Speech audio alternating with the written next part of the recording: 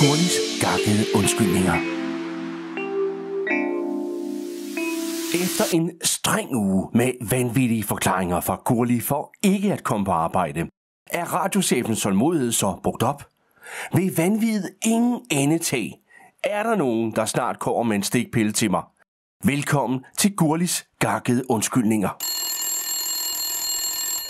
Radio Aalborg, det er Flemming. Hej chef, det er Gurli. Jeg kan altså ikke komme på arbejde i dag. Jeg har fået en hemmelig mission for MI6, og jeg er nødt til at redde verden fra nogle onde geder. Geder, Gurli. Det er bare for gakket nu. Jeg håber ikke, de spiser dine undskyldninger. Kom nu bare på arbejde, ellers ringer jeg til Kong Charles' geder og beder dem om at komme og spise dig. Okay chef, det kommer jeg så hurtigt jeg kan.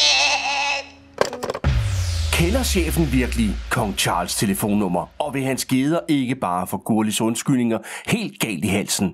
Lyt med og bliv måske lidt klogere i næste udgave af Gurlis gakkede undskyldninger.